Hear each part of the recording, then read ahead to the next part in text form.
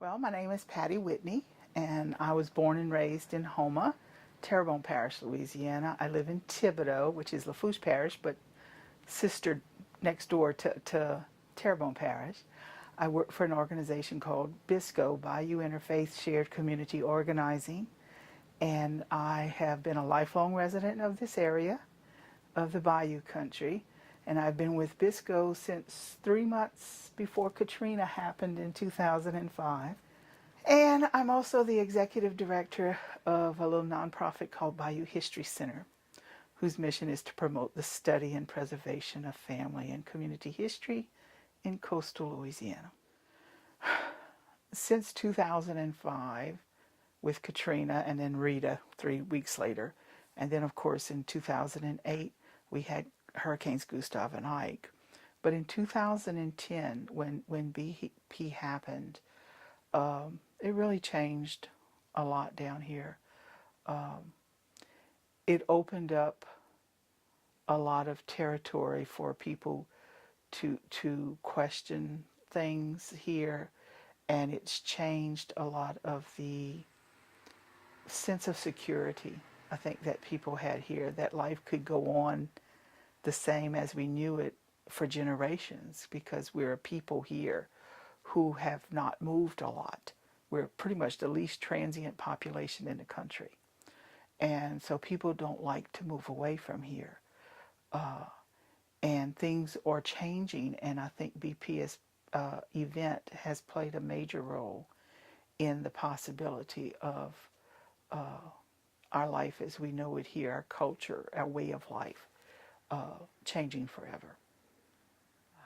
Since the BP event, before the BP event actually, we were very isolated. We live in isolation as far as culturally here.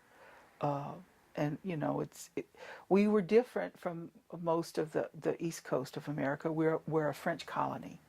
So everything about Louisiana is different than you would think of in Virginia and all the other East Coast colonies. Even our laws were based on a Napoleonic code versus the Magna Carta. So we thought French, we acted French, we were French. Even when we were German or Spanish in the past, everything was Gallicized. We were French. And it wasn't until World War II that we actually were considered Americans here.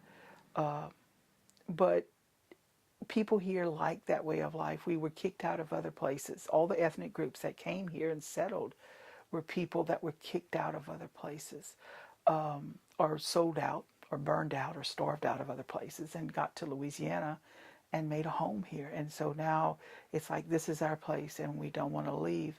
But we have things that generationally have hurt us in our culture. There's being dependent on one way of life and not being adaptable to new occupations, to new ways of looking at the world.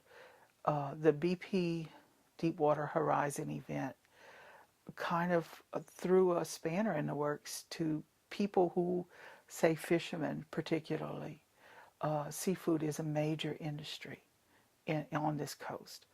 And all of a sudden, these people were questioning, the seafood workers were questioning their ability to actually have an occupation in the future.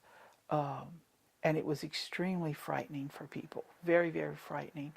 Louisiana is not known for having a very good educational system. You see that quite often in communities where there is a great demand for natural resources of that community. People tend to not be encouraged to have decent educations. It helps to keep people silent. So people who are being impacted are the people who are least capable of adapting to moving someplace else. And for the first time, even though we've been losing land here for over 100 years at an ungodly rate, and we're one of the fastest rates of land loss in the world in Louisiana, we always thought we could survive. We always thought we'd turn it around somehow. And with the, as I said, the major disasters from 2005.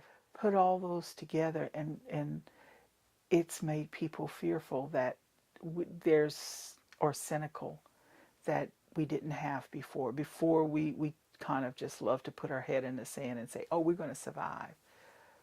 Some of us now are being very questioning about whether that's even possible.